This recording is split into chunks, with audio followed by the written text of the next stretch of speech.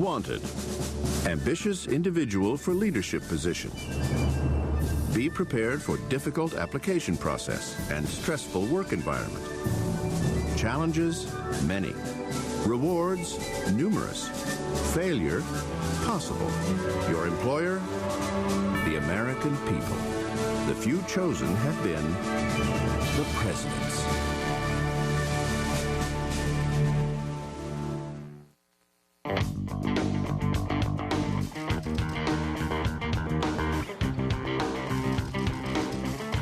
Never in history has there been a job like this. And yet, the American presidency as we know it today may never have existed had it not been for one man. I think one can debate Washington's intelligence and perhaps his political savvy, but what you cannot debate was the fact that this man was the embodiment of the revolution, and in fact now would become the embodiment of the new American Republic. Washington is the only president who was ever unanimously elected, who ever got every single vote in the Electoral College, and he got that twice. Number 1, George Washington, Federalist, 1789 to 1797, 57 years old, from Virginia. George Washington's inauguration took place on April 30th, 1789 at Federal Hall in New York City. As the first man to take the oath of office, Washington added the words, "So help me God," establishing the very first presidential precedent. So help me God. So help me God. So help me. Help me God. So help me God. At best, Washington was apprehensive about his new job. After leaving his home at Mount Vernon, he wrote, "My movements to the chair of government will be accompanied with feelings not unlike those of a culprit who is going to the place of his execution. I greatly fear that my countrymen will expect too much from me."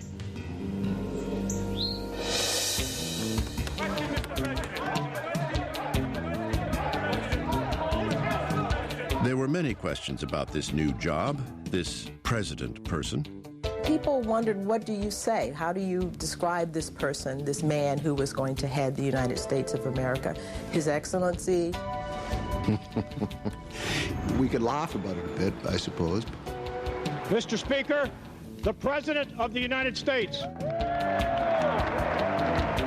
But think for a moment what it would be like in our own time if the Sergeant at Arms had to introduce the President today as His Mightiness, His Excellency, His High Mightiness, the President of the United States and Defender of our Liberties. That, in fact, was one of the titles suggested for the President. And he said, no, call me Mr. President. And, I mean, that's a nice gesture. Doesn't mean much, but it's a nice gesture. It almost meant nothing at all. Just weeks after taking office, Washington came down with a rare bacterial infection. Some believe it may have been anthrax picked up on a farm. Washington nearly died, which could have wrecked the fragile new republic. American historians have spent more than 2 centuries now trying to dig up dirt on George Washington, to find the flaws in Washington. It's a tough chore. For a long time, Washington was thought of as a nice guy, sort of a boob, not real smart, famous for being tall. George Washington brought many personal qualities to the presidency. His dignity, integrity, and honesty are well known. But he also had his quirks. He refused to shake hands when he became president. He thought that was beneath the presidency. It was all part of establishing the image of the presidency. One example is how Washington projected his physical being. George Washington was the most athletic, the most robust, the most dynamic of all the founding fathers. He was the action hero, if you will, of the 18th century, who was considered by Jefferson the best horseback rider of the entire period. Washington usually rode a white horse named Nelson, and Nelson became a vital part of Washington's public relations package. his version of a tailhook landing. When he would visit towns during the presidency, sometimes he would travel in the comfort of a carriage most of the distance between towns, but in many cases, he would hop out of that carriage and get on to Nelson and ride into town looking like $1 million, looking like that war hero, that man among men, looking like someone who could lead anyone.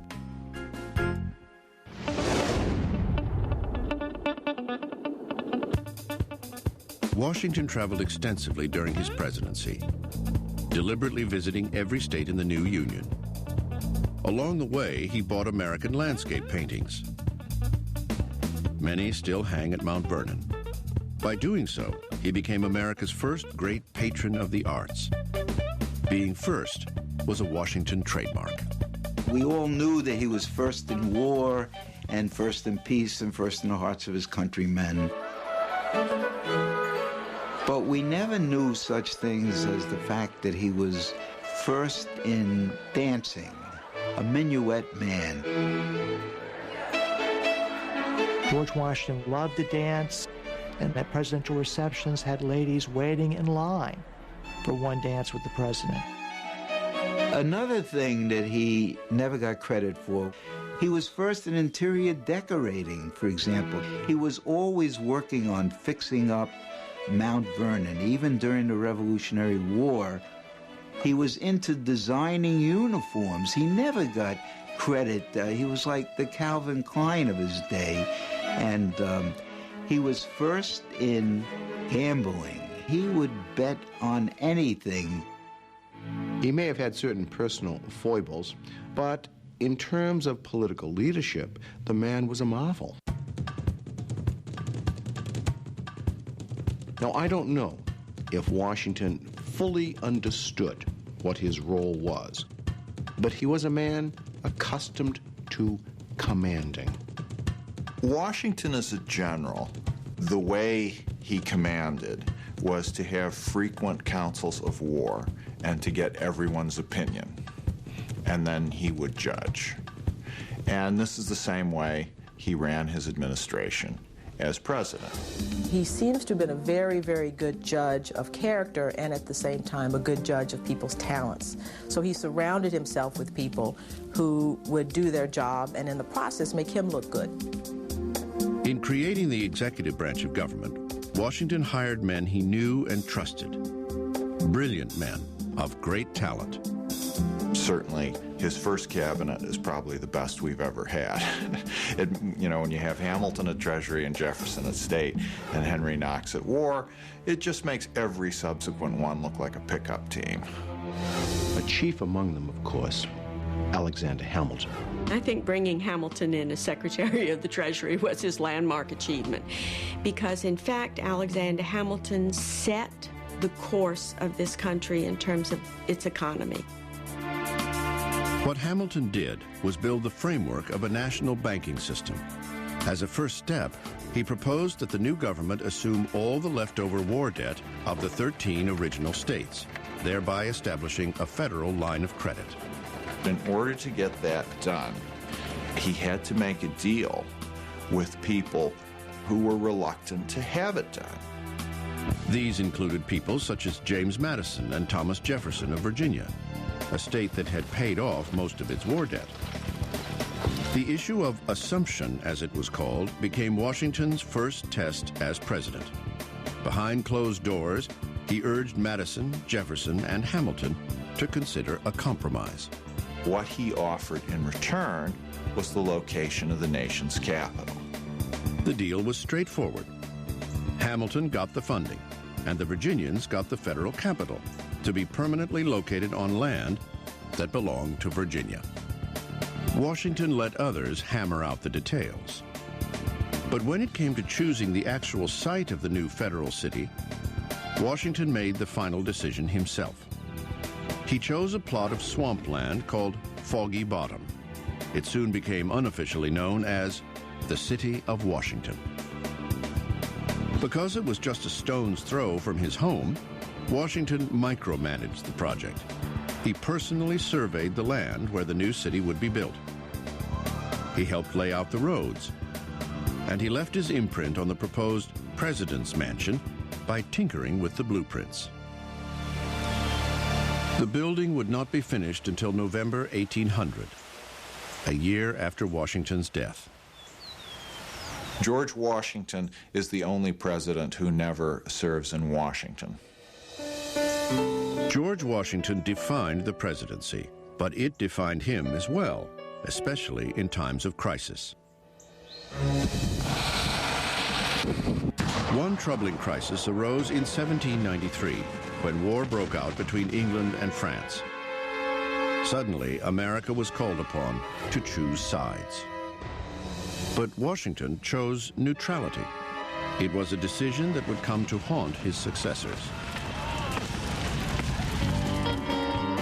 On the domestic front, however, Washington faced crisis head-on.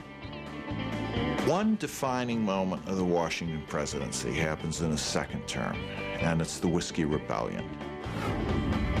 In 1794, Pennsylvania farmers were up in arms over a federal excise tax on liquor. They even dusted off an old battle cry, "No taxation without representation." Washington's point of view was, wait a second, in 1776, we were rebelling against taxes that had been passed in London by the King and Parliament. But these taxes now, in 1794, these are passed in Philadelphia. That's the law of the land. You have to pay them. As the nation's first commander-in-chief, Washington personally mustered 12,000 volunteers to march to Pennsylvania. This show of force was all it took to put down the rebellion. Washington understood very clearly that everything he did as the first president of the United States would be watched by nations abroad and by people at home and would set a precedent. Well, the main precedent, the one that he's known the most for, is that he left. He decides at the end of his second term that he wants to step down.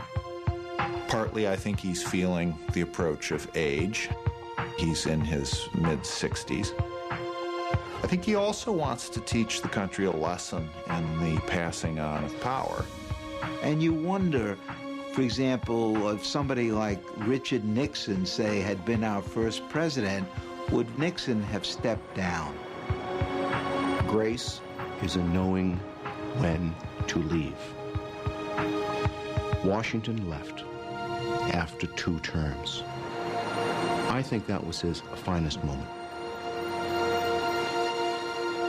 In 1798, George Washington produced 11,000 gallons of whiskey at Mount Vernon, making him the single largest distiller of alcohol in America. He was the most deserving person ever to become president, and he may have been the most personally unsuited for the job. John Adams had a miserable presidency. It began on a gloomy March day in Philadelphia, 1797, at his inauguration. Everybody is very moved to see the great hero George Washington leave the stage. And John Adams writes that Washington gave him a look as if to say, well, I'm leaving, now you're coming in, see if you enjoy the job. Number 2, John Adams, Federalist, 1797 to 1801. 61 years old, from Massachusetts. If you think about following George Washington, how does one follow a person who is the American Cincinnatus? Oh my God, can you imagine how poor John Adams must have felt upon succeeding to the presidency, to follow this man? He was Harvard educated, yet insecure, enormously ambitious, yet oddly humble. Adams is a wonderful character. I mean, you've got to love him. He's erratic. One day he's up, one day he's down. I think there may have been a little imbalance there in his system. He craved fame and power, but he always pulled himself back and said, no, I must make sacrifices for my country. Some days he thought he was on top of the world, and other days he thought he was just the lowest failure on earth. John Adams is a figure who was in many ways racked with self-doubt, at the same time enormously ambitious. Adams's personality was not suited to the presidency. John Adams certainly had the political pedigree to be president. He was a signer of the Declaration, a member of the Continental Congress, minister to France and England, and America's first vice president. And yet, as a leader of men, John Adams' management style was problematic at best. During his administration, Adams is heavily criticized for his pretentiousness as a man who was kingly in a way that George Washington never was. He was a very, very opinionated man, and he was sure that he was right and did not accept counsel as well as other presidents have. Adams was also prone to fits of anger, which he unleashed on subordinates.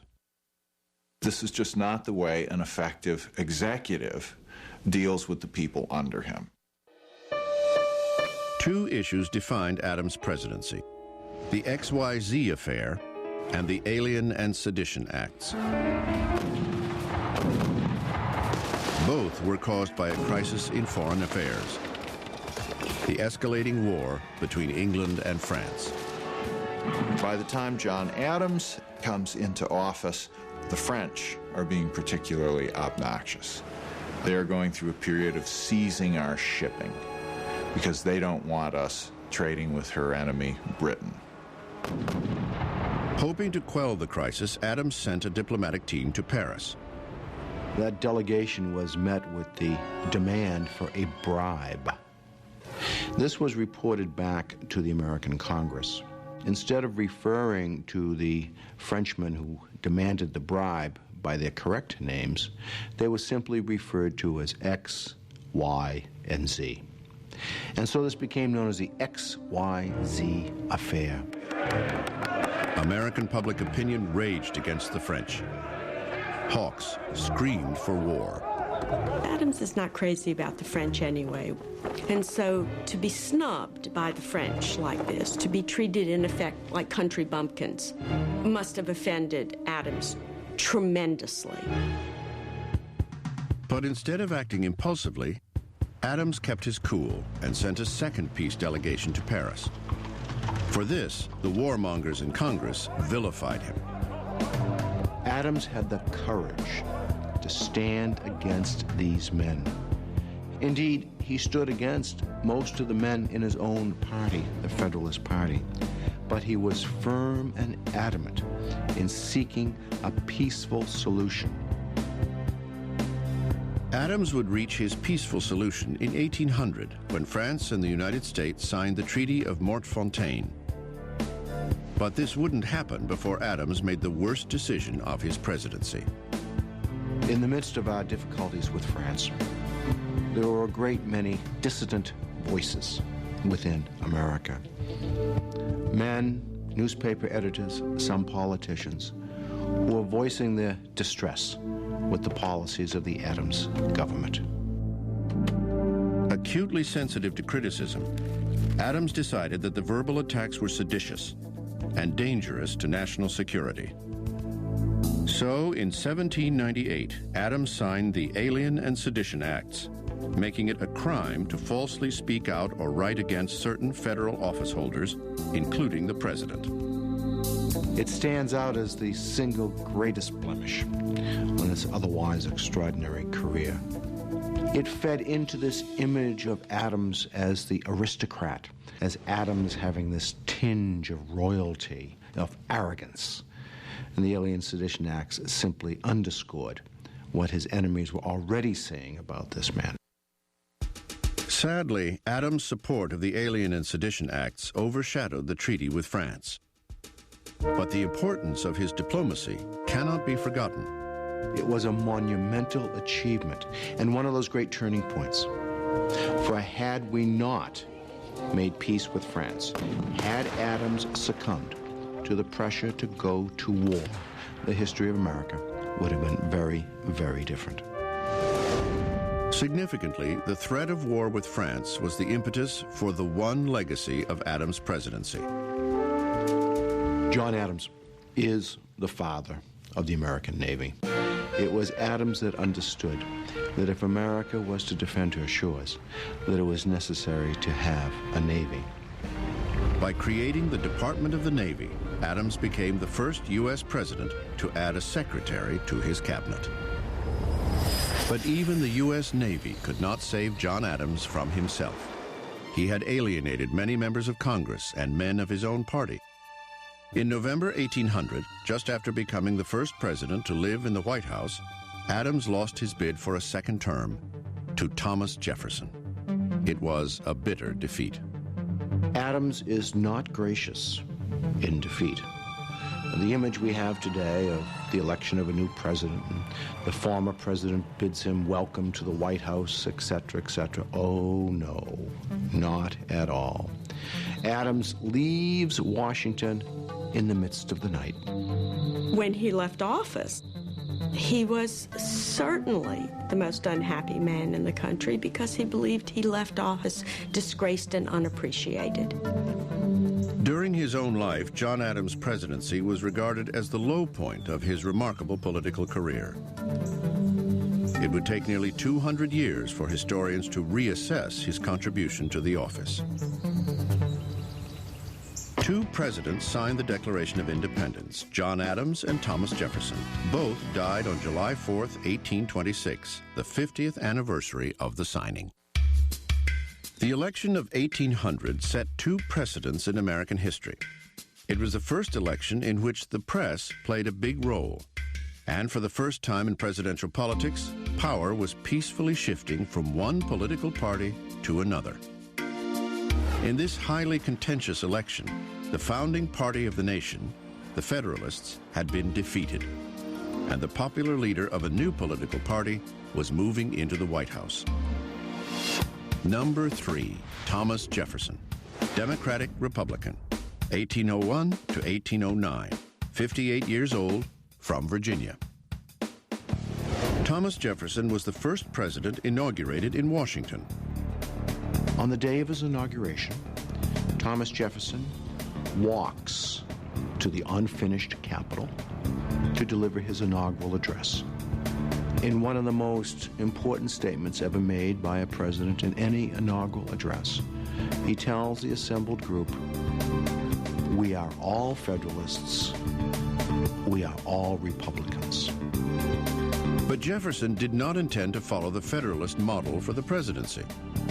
Jefferson believes that his election was virtually a second revolution. He thought the government was going down a very bad path under the Federalists. He thought he'd saved it. Jefferson believed the Federalists had put too much power in the central government. He vowed to reverse that.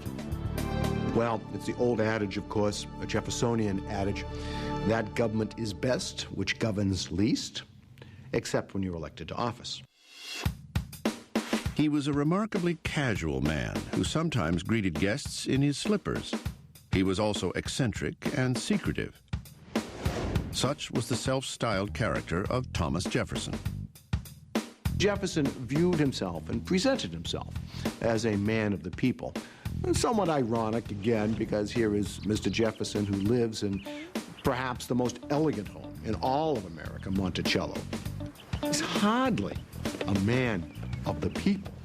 But on the other hand, he has this ability to connect and to make this pretense, to make this image of this Democrat with a small d. To help spin this image, Jefferson adopted a casual tone for protocol and official behavior at the president's mansion. It was said that if you went to the White House, quite often Mr. Jefferson himself would open the door. Jefferson also ended the formal state dinners established by Washington and continued by Adams. Instead, he hosted informal supper parties, where guests could sit anywhere they pleased. Even at the same time that Jefferson is symbolically downgrading the office, he is using it very effectively, and he calls the tune. President Jefferson was a quiet but effective manager who preferred working in the privacy of his office than in the public eye.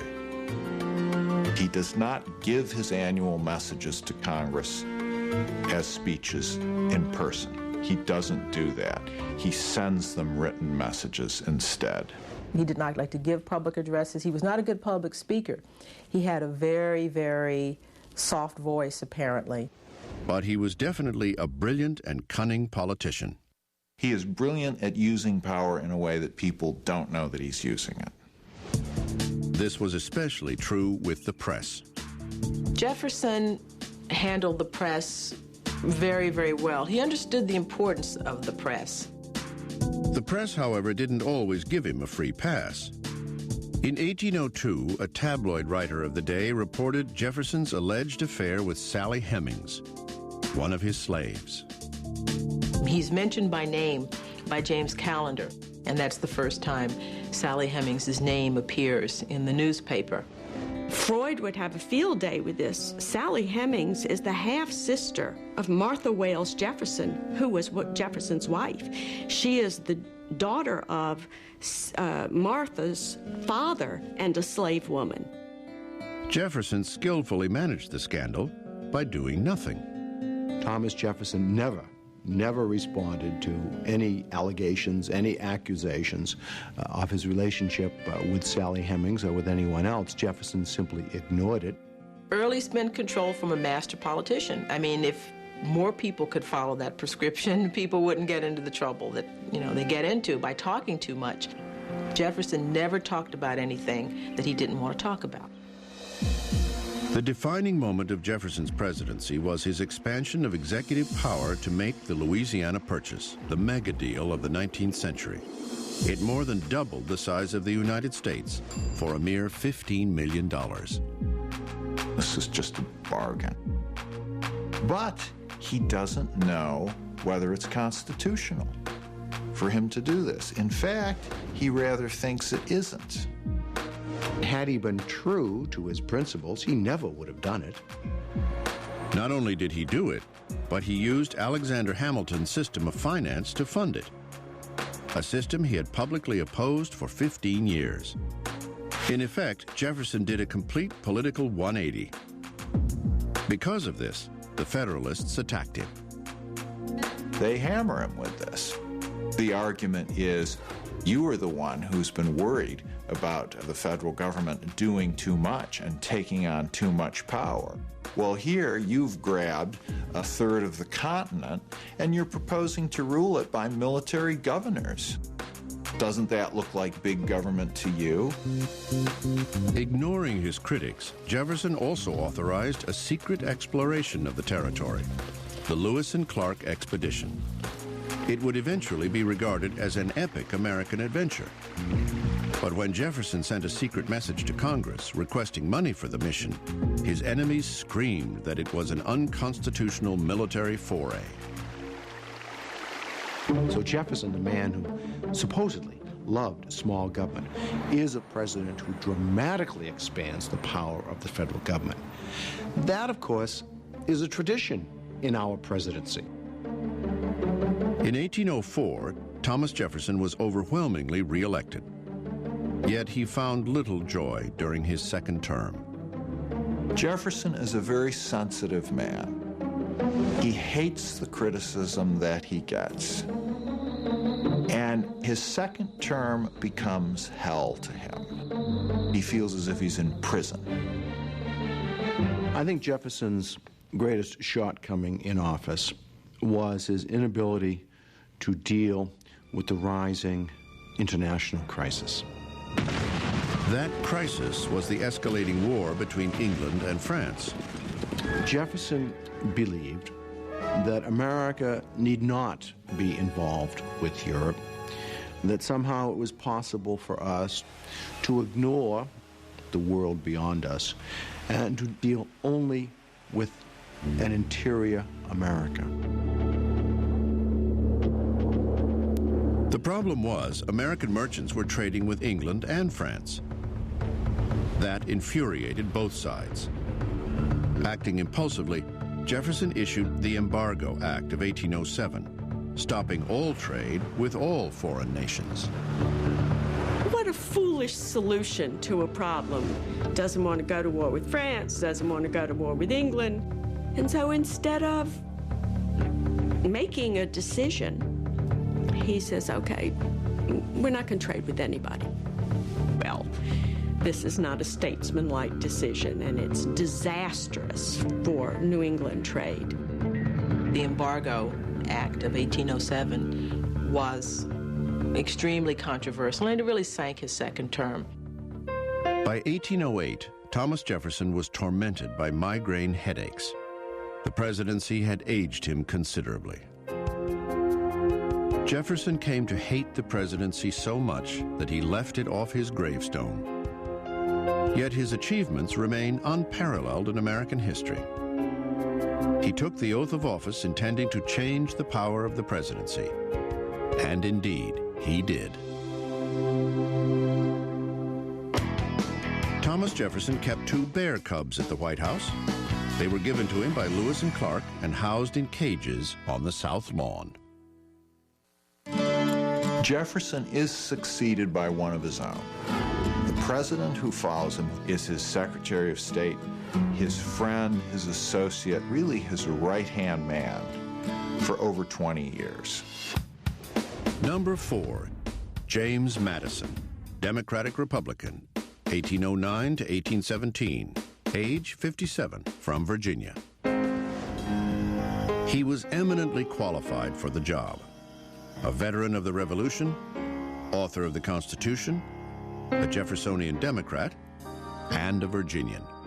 There are people who feel that he had a much, in some ways, a better mind than Jefferson, certainly a more disciplined mind than Jefferson. In truth, James Madison was everything Thomas Jefferson wasn't. He was sort of the opposite of Jefferson physically. He was short, while Jefferson was tall. He was funnier than Jefferson.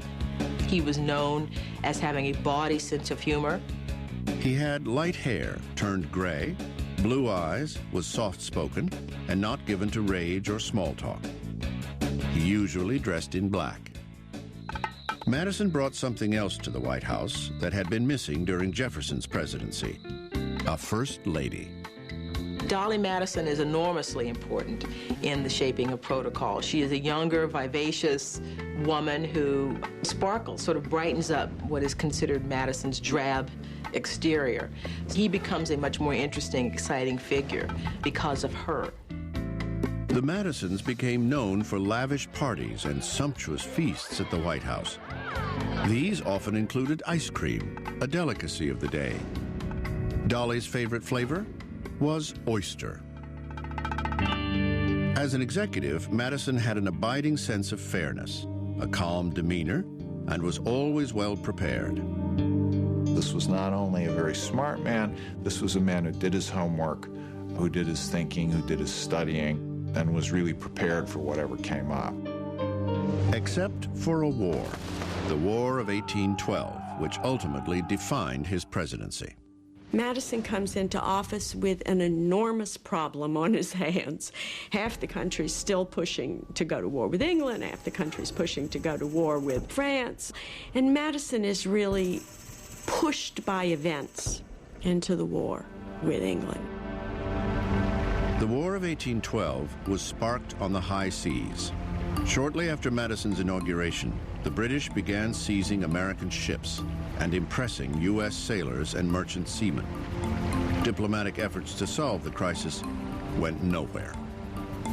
Finally, on June 18, 1812, James Madison became the first president in U.S. history to ask Congress for a declaration of war. Imagine what chutzpah it took. We declared war on Great Britain. They did not declare war on us. Our Navy in 1812 numbered about 20 ships. Theirs numbered about 1,000. Their army was battling Napoleon and was triumphant. We had barely a militia. It was a foolish thing to do. It is a disaster. We lose humiliating engagements in Detroit and in upstate New York, and the war begins very badly indeed. Madison's troubles grew as the war progressed, especially in New England. There was almost a civil war in 1814 because New England threatens to secede. I mean, New England is so angry, their lifeblood is commerce and shipping. Then, in August 1814, the British raided Washington and burned the president's mansion. Driven from his home, James Madison became the first and only sitting president to face enemy fire. He personally took command of a militia battery outside Washington, but to his embarrassment, the commander-in-chief was forced to retreat. Much as we hate to disappoint the American public who believes America has never lost a war, we definitely lost this war. Our capital was burned. We're defeated on land, on sea. And poor Madison is burdened with this image that he got us into the war. Desperate to end it, Madison sent James Monroe to negotiate peace with England. In December 1814, Monroe succeeded with the Treaty of Ghent, officially ending the war. Then, before news of the treaty reached Washington, America was strangely rewarded with a belated victory at the Battle of New Orleans. The man who benefited most was the defender of New Orleans, General Andrew Jackson. But the victory did little for James Madison. Two important things come out of this war. Dolly Madison saves the portrait of George Washington and the Star-Spangled Banner. But it does tarnish Madison. It's about the only thing he's really remembered for. The War of 1812 brought the American presidency into the politics of international diplomacy and the real world. Foreign issues could no longer be ignored. This is a rude awakening about world politics that Madison gets with the War of 1812. It's a time of the opening up of the presidency, the part of America becoming much more mature. And the president has to play a role in this because he is the symbol of the United States. As with those who came before him and those who would follow, James Madison learned a harsh lesson about the office he helped create. It is not so much about the man, but the unforeseen events which define a presidency. Before the War of 1812, James Madison proposed that the United States, instead of building new ships, should simply rent Portugal's navy. It didn't happen. The election of 1816 was one of the most harmonious in American history. Party politics had seemingly vanished as the country elected another founding father to the White House. Number 5, James Monroe, Democratic Republican, 1817 to 1825, 58 years old, from Virginia. Monroe's a relic. He's the last of the revolutionary generation to hold high office. He's the last of the Virginia dynasty. In person, he cut the figure of the quintessential hero of the Revolution, from his boots, breeches, and ceremonial sword, right up to his cockade hat. The funny thing about James Monroe is that no one ever seems to have thought terribly well of him, except his character. Everybody said he was honest, and everybody said he was trustworthy. But no one ever said he was extremely intelligent. Yet this man must have been doing something right, because he gets elected twice to the presidency by crushing margins. Monroe's presidency was so seemingly amicable that he was unopposed when he ran for his second term. He had, in many ways, a falsely easy presidency. This is supposed to be the era of good feelings. He seems to reign over a period of peace and happiness in America. But not really. Because if you look just underneath the surface, you have Monroe presiding, but he's presiding over lots of stuff that's going on behind the doors. Monroe's management style reflected his personality. He was a hands-off executive who hired great people for his cabinet, then delegated authority. This served him well during the moments that defined his presidency. At the beginning of Monroe's first term, the territory of Missouri petitioned for statehood. In theory, adding a star to the flag should have been cause for national celebration. Instead, it ignited a great political debate over slavery. Would Missouri be a free or slave state? As Congress debated the explosive issue, Monroe, a slave owner himself, made it clear that he would veto any legislation that restricted self-determination for any state. Eventually, Congress passed the Missouri Compromise of 1820. Missouri enters the Union as a slave state. Maine enters the Union as a free state. And prohibitions are put upon the expansion of slavery. It is a temporary solution. Monroe also came up with his own plan. He proposed to return slaves to Africa. Called the American Colonization Society, this led to the founding of Monrovia, Liberia, the only foreign capital to be named for a U.S. president. Unfortunately, this did little to solve the crisis at home. While the slavery question simmered, Monroe faced a border crisis in Florida. The territory was still owned by Spain, but the Spanish did little to govern it. It's a nest of pirates and outlaws, and there are Indian tribes who live there who are certainly not under the control of the Spanish government. By 1818, border incursions were common. Seminole Indians, in particular, were raiding white settlements in Georgia. These raids were often encouraged by British privateers who operated on the Florida coast. In response, Monroe sent troops to the region, led by the hero of New Orleans, General Andrew Jackson. Andrew Jackson ends up being sick and tired of it, and he invades Florida and captures the British and hangs them. So he creates an international incident involving three countries, the United States, Spain, and Britain. Jackson's raid caused an uproar in Monroe's cabinet. Some, including Secretary of War John C. Calhoun, wanted to reprimand the general. And Secretary of State John Quincy Adams sticks up for him. He says what the British were doing was outrageous and the Spaniards ought to have stopped them, and they didn't. And Jackson did a preemptive strike, and that's what he ought to have done. Monroe did not reprimand Jackson. Instead, he opened negotiations with Spain for the rights to the territory. In 1819, the Spanish ceded Florida to the United States without a fight. Border disputes were constant during Monroe's tenure. Significantly, it was a border issue that led to Monroe's defining moment in office. In December 1823, the president delivered a message to Congress and to the world. Ostensibly, he addressed a minor dispute between Russia and the United States over Alaska. But the speech contained a short paragraph that became his legacy. It stated, "The American continents are henceforth not to be considered as subjects for future colonization by any European powers." The Monroe Doctrine is our statement that we reject European countries coming in and trying to acquire further territorial gains in this hemisphere. You stay in your hemisphere, we'll stay in ours. It wasn't until 1852 that people began calling it the Monroe Doctrine.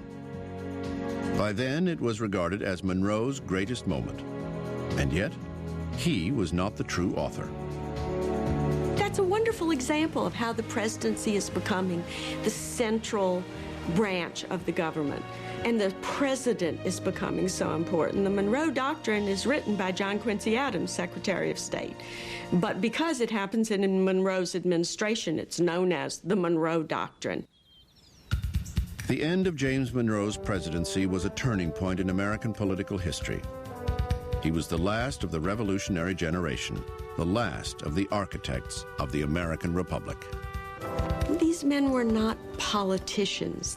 Their vision of themselves was as caretakers of and leaders of a nation, as good citizens, as statesmen. And I think that maybe marks the difference between the generation of Jefferson and Adams and the generation of Andrew Jackson and the men who come after.